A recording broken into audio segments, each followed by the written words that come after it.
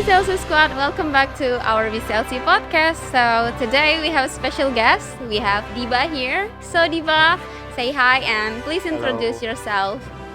Okay, so hello everyone. My name is Aldiba Firma Marbun and I am from the Faculty of Law, University of Tanjungpura, and now studying as a law student in here at the third semester. Thank you. Okay, wow, still young. Like you are still on your third semester. Yeah, I mean, yeah, kind of my third semester. There is obviously many obstacles, but yeah, it is something fun to do, and I at least enjoy being in here. Okay, that's really cool. Well, Diba, I want to know about why do you choose law? Like we have a lot of faculties and majors here. Oh yeah. So one thing about me is that before I major in law, I have one particular interest that I always deep in and that I always interested in ever since I was in the around middle school.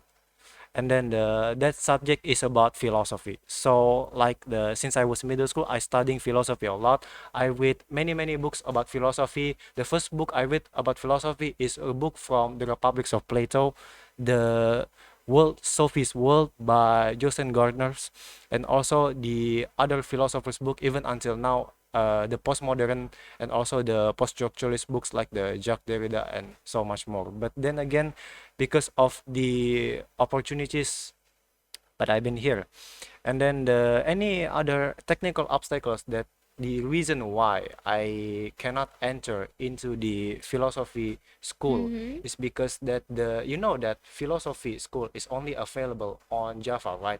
Oh, yeah. Mostly of them are outside of this West Kalimantan, and then that my parents only allowed me to study only at University of Tanjungpura, and therefore that is the reason why I'm studying at the University of Tanjungpura right now. But I don't mean in a bad way. I even though like I am being in here because of my only for my parents' permission, but I still like enjoying being here. But that is the reason why I also the studying law. For the why you may be asking like why is it law and not any other major? Mm-hmm. Like we have sociology, we have political science that perhaps much more intense and much more flexible than the law subject. But for that matter, is basically this that law for me, you can say law as an applicable philosophy because we know that law as a has a sources, and these sources comes from the materialistic and formal way, and this is comes from not in a vacuum, not in an isolated by society, but it comes within the social context and the social relationship itself. And to by you understanding on how philosophy itself works, by understanding how the society it works, you can finally understand about why some laws and some legal obligation that is constituted by the constitution happens, and thereby it is actually just interested in me to see that how law system in Indonesia especially been organized in that way. So that's why I am majoring in law right now. Okay, wow, that's very interesting. Like some people might feel like sad because they can't change, like they cannot choose like as they planned Mm, before. If you want to be philosophy student, mm. but right now you need to be law student. But I guess that there is still relation, like what you've explained before, Yeah, yeah. between philosophy and law itself. Sure. So Mm-hmm. basically, like the it happens in every way of our life where that sometimes it's all not according to our plan. Sometimes realities is not as what we expect it to be, and that's I think that's okay. It doesn't matter so long as you have this passion, so long as you have this ambition to studying what you're interested in. Even I right now as a law student still studying philosophy using online courses, using books by other teachers as well, using some other recommendations, and you can yeah with the technology and social media we live in today, there are so many sources and so many stuff that we can use for our information and our gain of knowledge and wisdom. And therefore that it is not just one way that oh if you only studying, if you major in a law you then only studying at Mm-hmm. law, or if you major in philosophy then you only study. But no, that you can almost in every certain way studying any other different subjects and major as well. It is not It is not a matter of external factors that actually stopping you from doing that, but the internal one where you need to really have an ambition. You need to really have a do and control over yourself to actually what you're interested in. And I believe in it that nobody can stop you from doing that. Not even the any other people can stopping you from doing what you're actually interested in. Okay, wow, wow, wow, wow. From your explanation, I already can feel like how strong is the philosophy in you. Oh, that's really amazing. Yeah. Like the way how you try to see a case with another perspective, Sure, not sure. just because it's a failure or something like that, but you try to see it in positive way. That's really interesting. Sure, sure. I mean, though I'm sorry if perhaps some of my words probably a bit more complicated will Hmm. be this happening. Oh, never Yes, it's just mind. yeah. So for the analyzing perspective, it's also about the that in philosophy there is something called a dialectics, Mm-hmm. something called the by Plato and also by Hegel. It is by this that the Hegelian's dialectic is basically that the one which organizes between the positive and negative, not essentially or inherently positive or negative in an absolute way. They are not static, they are dynamic. Sometimes the Mm-hmm. negative can turn into the opposite or even turn into the positive itself, or the positive turn into the negative itself. It's this interrelated, a cycling dialectics between the negative and the positive that can in some way helping your life to see from others perspective, because eventually we're not, like I said before, not living in a vacuum, not living in a static world, not living isolated different from any other social context. We live together here dynamically, and eventually we perhaps kind of evolved. Like imagine if your life doesn't have any obstacle, or like there is no any other things that cannot stopping you, or everything just seems good. You will eventually will feel bored, or even that Mm-hmm. you don't have something to improve because of those negatives, because of those challenges, those negation comes from a reality eventually will make you become more blossoms, become more Mm-hmm. growing up, for that matter. It is also explained by by Hegel's, for that matters. Oh yeah, like that's exactly how life goes on. Yes. But I'm still curious, like, why do you like philosophy? Yeah, maybe a lot of people love it, but sometimes people say that philosophy is kind of complex and it's hard to be understood. Oh yeah, sure. There is also some other perspective to say that here's one thing that I want to mention is that the even you know that one of the philosophers named Martin Heidegger even said it, that the philosophy, you can even say that philosophy is useless. Why? Oh Ah, yeah, I yeah. guess I ever Philosophy is heard that. useless, yes. Philosophy is useless, and it is not essentially wrong. The uselessness of philosophy comes because they are in a, if you know one of the Chinese philosopher, the Zhuangzi, even said that there is something useful in a uselessness. And it is part from philosophy where you get this usefulness, this fruitful usefulness from the uselessness itself, because you know that philosophy came, philosophy come because when you are about to die, or when you are Mm-hmm. about to get closer to death, you finally begin to question your life about like, what do I do with my life? Why do I even live?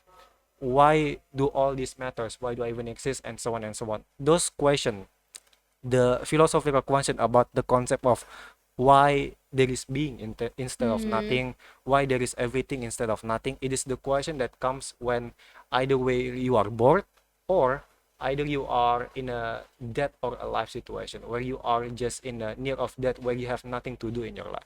It is not because that the uselessness eventually comes because from your challenging your common perspective, ordinary perspective. That's the thing about philosophy. You can also in simplifying this to extreme to say that philosophy is basically overthinking about almost anything.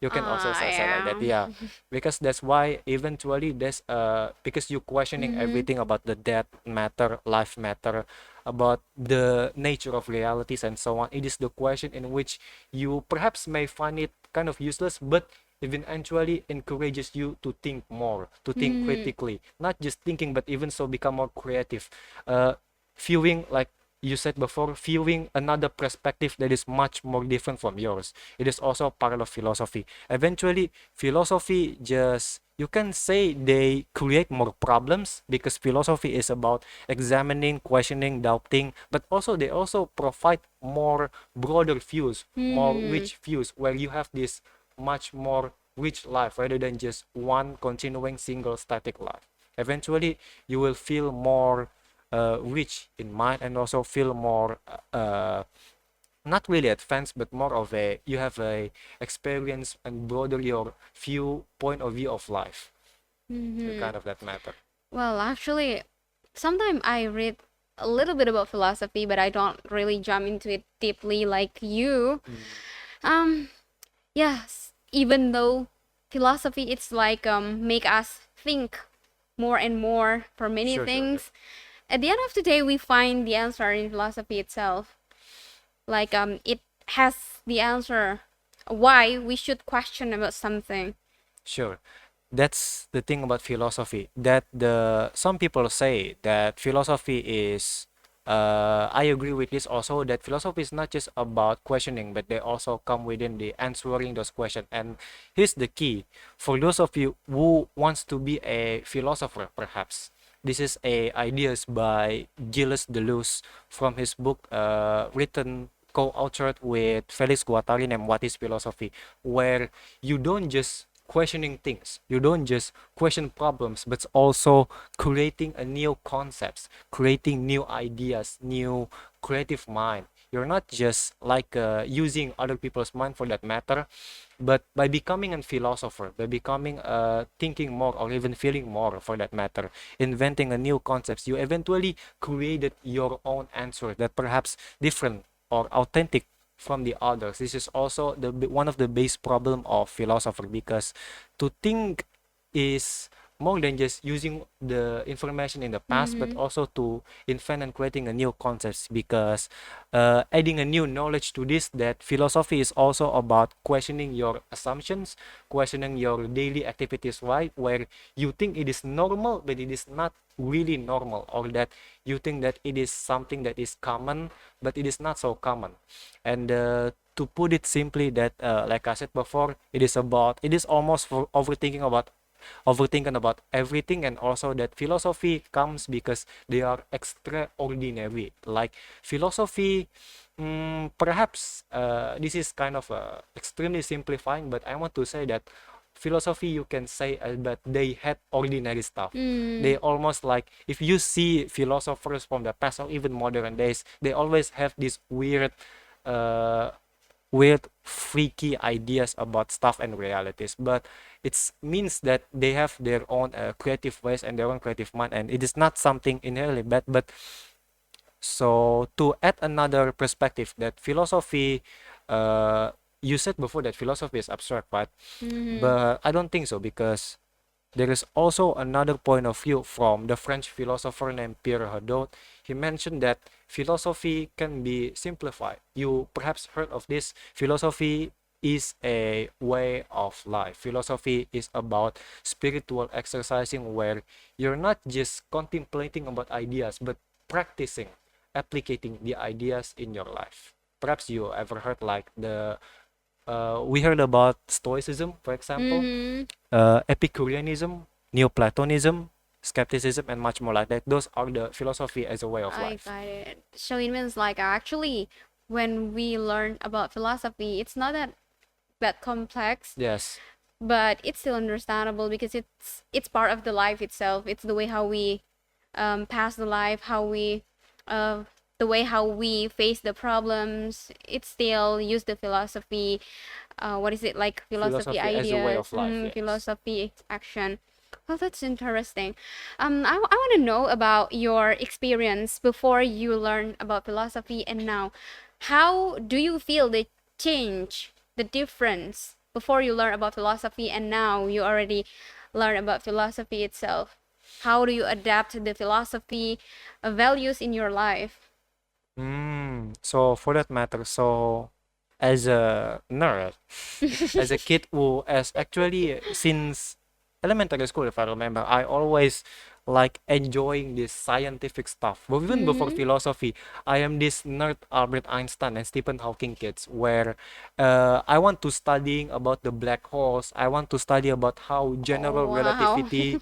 I want to study about the special relativity for that matter, and many other astrophysical and astronomic stuffs. And that is also one of the reasons why I joined the Olymp Olympiads of the of the astrophysical national Olympiads Mm-hmm. of the if I remember correctly, it's around 2020 or 2021 for that matter. So I am just this nerd scientific stuff and even math nerd and a mathematician for that matter. But then again, after some kind of a introspection where I see that there is a lot of another perspective in life, more than just science, more than just positive things by the certain knowledge of realities, but also by another views from social context even. So it perhaps like broaden my views and seeing how the world works by after studying philosophy really change of my mind. Perhaps you can say I become more like too over analyzing perhaps, or even too Oh, I got overthinking. So yeah, it. but it doesn't like you become more aware of the problems, and sometimes you just kind of like to be aware of the problems, and then eventually you can see on how the society, even the how the world works, is also helping Mm-hmm. us, not just in your perhaps for example another thing is better in your daily activity lives, where you at least in stoicism for example, like regarding other than the complex stuff I talked about before, stoicism for example, in philosophy as a practice, you try to control and manage of one of your this is your anger, perhaps Mm-hmm. is one of your emotion. They're not really strain your emotion, they're not really trying to make you, oh, you have to be no emotion at all. No, that's not how stoicism works. Stoicism basically means that you live in accordance to nature, you live in accordance to what the reality is, and live in accordance to how the logos works, because they believe that if you have a reason, if you have Mm-hmm. a logos to work, if you know how the world works, then eventually you can live well.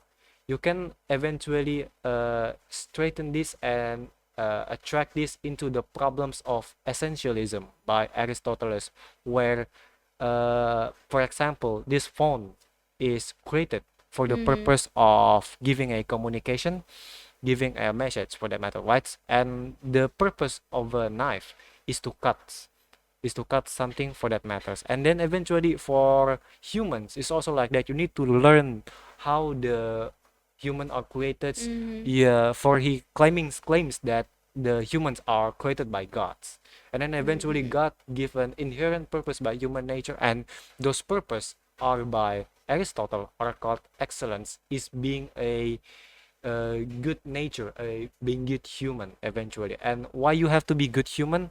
Eventually, you can finally find the reason in a Greek words called eudaimonia, Mm-hmm. or you can translate it as happiness. Though you can more literally, you can also translate it as fulfillment, where you finally become what your true purpose are and what your true essence are.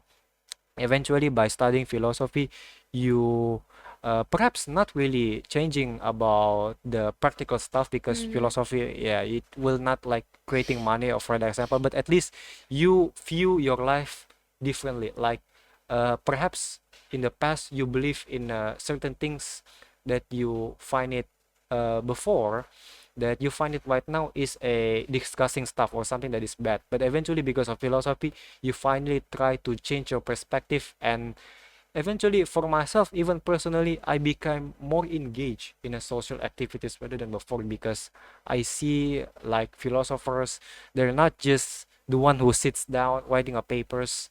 Even the Mm-hmm. philosopher is the one who active, always speak freely and Yeah. try to change society for that matter. And so to say that philosophy is useless also, right?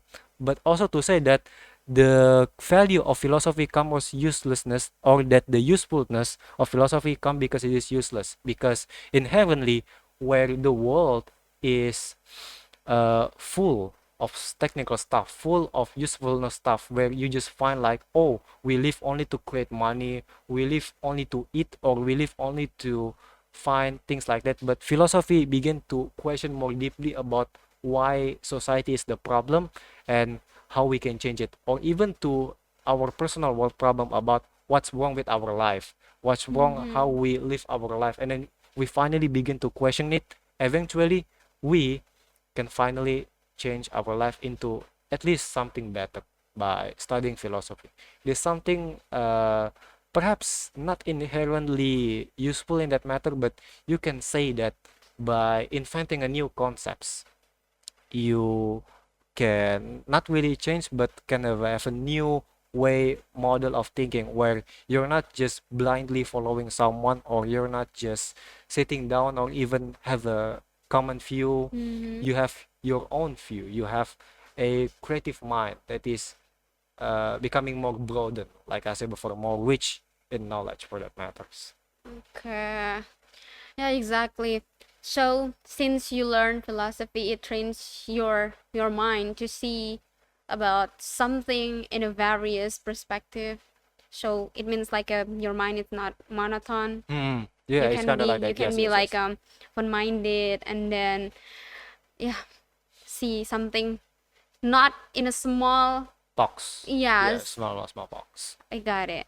Yes. Well, I'm curious, like, do you think we are as a student, especially we are as a law student, philosophy is needed to be learned? Like, we need to learn philosophy itself As a law student, as a student, maybe, especially um, as law student.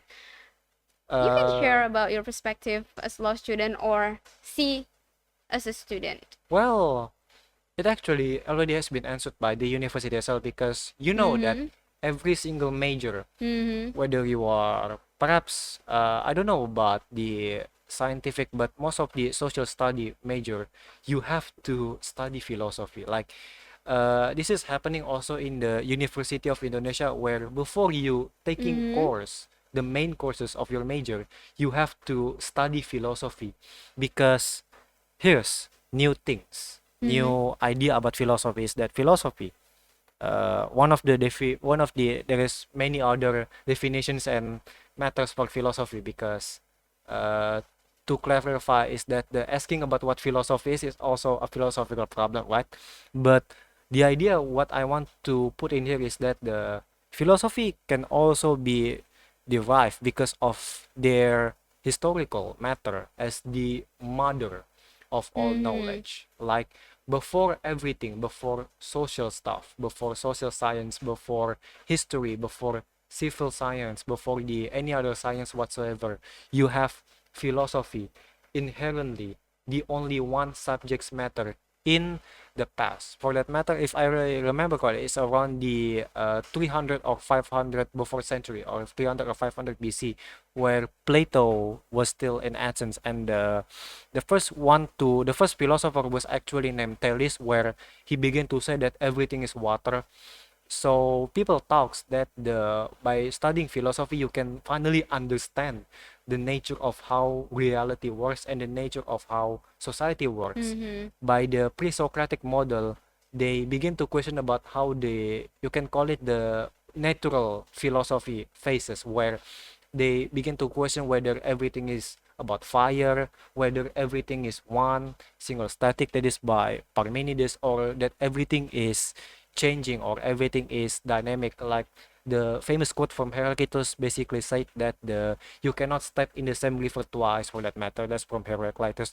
That is from the natural philosophy, from the question of realities and nature. But then you begin to get to the Socratic modes, the Socratic phases of Athens, where they finally begin to not just examining the nature of Mm-hmm. reality, the nature of physics or metaphysics, but the nature of also our own self.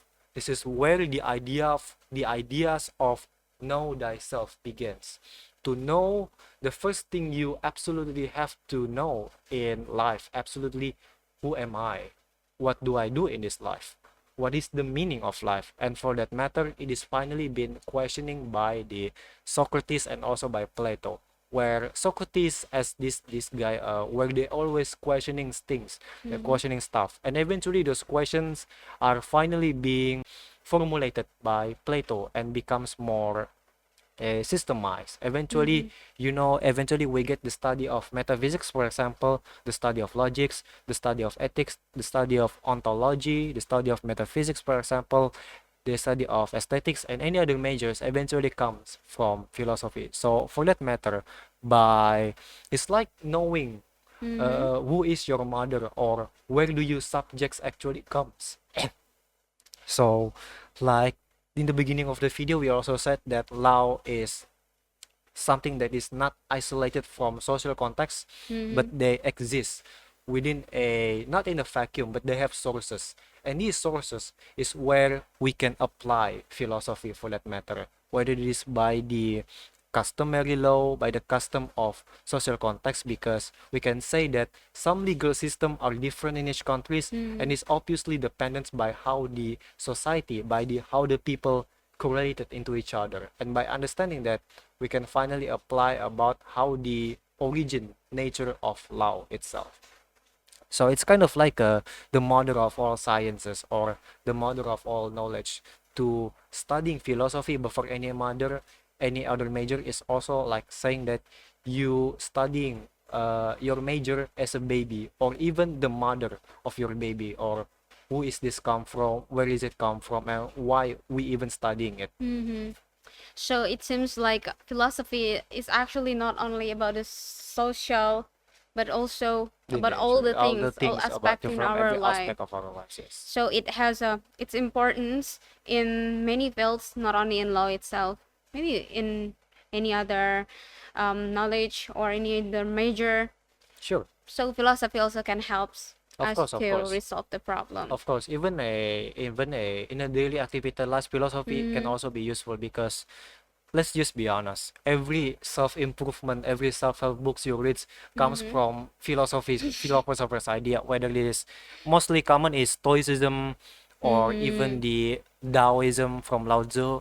Although you have to be aware that most ideas probably come twisted or inaccurate, for example, but that's okay. Like at least after you know that there is some inaccuracy by yeah, we know that most people comes into philosophy because of self-help books and self-improvement books for that matter, and this is also a part of majoring in philosophy. But one of my problem is probably because of the inaccuracy that the self-improvement gives and the self-help. Perhaps it is good for matter that to studying the primary resources or even to use the secondary resources that is actually authentic and believable for that matter. But that is obviously the matter of interpretation. I am just a student, not a like a claim like I know all of these things. It's just for a warning because this is also part of philosophy as well. Well, you have this interpretation about knowledge or about life where oh if only I doing this A or I doing this B, then I will get richer in my life or I will get happy. It is I don't say it's bad, but it is not something that you can just accept it just as it is because like I said before, philosophy is also about challenging your common perspective, about questioning your assumption. Eventually, you will to put in also the dialectic of Hegel's, you will eventually change and adding to sublate your ideas before into something different, something that can be perhaps something that can suit you more as a person when you live your life because like I said born again that life is not a static matter, it's not monotone, it's not like just one single way of life. There are so many other things that you can be interpretative. It can be quite exhausting perhaps, but believe me, it is much more fun rather than you just have being bored and just living in a monotone life. Yeah. I got it. Yeah, actually, however, philosophy itself is something that inspirable thing from our life Yes. because it's part of the life itself. It grows in our society, even like what you said, every daily life, every day in our daily life there is philosophy in it. Yes. Well, so do you have any tips for our viewers, maybe like if they are interested in learning philosophy as a beginner, like what should we do? Should Okay, we read the so books maybe? obviously, like it's not a it's very common that obviously you have to read the books, but here's the thing about philosophy. Another to put another perspective, Mm-hmm. some philosophers is the key. Doesn't not all of them read books. Oh wow. Not That's all really of them cool. read books. Not all of them are professors. Not all of them are sitting in classroom just Mm-hmm. listening to professor or even just watching YouTube videos. Some philosophers or philosophies as well, they get their philosophy to put it in a Henry David Thoreau and John Jacques Rousseau way. They learn philosophy by walking, Mm-hmm. by living an experiential life. The example of this probably would be obviously Socrates. Like he doesn't even like writing books for that matter. It's like he said that if I remember this correctly, that writings or adding a books is kind of a dictatorship or it's kind of bad. So like he doesn't really enjoy literature. And another one is the Diogenes, for example, the Mm-hmm. one, you know, the famous Diogenes, where he is the public menace to society. He likes to masturbate in society, for example. He likes to, when someone calls him a dog, he likes to pee on his face, like for Mm-hmm. that matter. He, a type of guy who, very crazy enough. This is also to add another characteristic of philosophy, where philosophy, you can say it's crazy. Even someone like Diogenes, who lives in a tomb, doesn't have anything. Like he literally doesn't have anything. Even when he has a balls, he when he sees a boy using his hand to drink from a river or lake, if I remember, then he just like, what the hell do I this need for? Eventually, yeah, it's kind of like Socrates also said the same thing, that when they said that people have a public life, they have a transportation, they have a tools for their life, and they eventually said that why are there so many useless things in here? Finally, eventually, like these guys, there is also many other examples for that matter, like Michel de Montaigne, Jean-Jacques Rousseau, Mm-hmm. Henry David Thoreau, or any other philosopher as well, who not really sitting in a bookshelf or sitting in a tables and writing down what they said, but more of a someone who is actually living their philosophy to become a better person, to living a good life. That is also what the Pierre Hadot, like I said Mm-hmm. before, philosophy as a way of life, where he wants to put philosophy as a spiritual practices, as a practices where you always try to be better, where you always try to engage in a, not just in a social manner, but also about the existential manner, where you begin to feel perhaps more ease about your problems. When you have problems like you're stressed about stuff, about work, for example, that perhaps you kind of snap that away and thinking about this, but why is it all matters? Or if Mm-hmm. I eventually like I can just do this, and even if like I cannot finish all of it, then that's okay. So it's like yeah, like we already talked about before, it's about changing new perspective about how we view things and how we view life itself. It's so philosophy is all about life, and life is not just in a very abstract or a very knowledge. So life is about dynamics. It's very organic, and not just live in a isolated ideas, but they live within a certain daily activities that we encounter in our ordinary everyday life.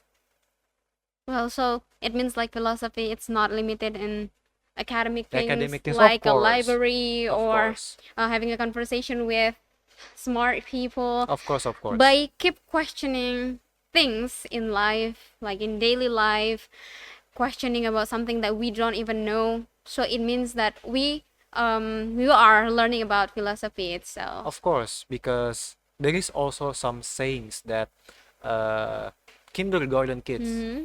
are the best philosophers. Hmm. You know why, right? Yeah, Yeah, I got because like it. they see a leaves, for example. What is this?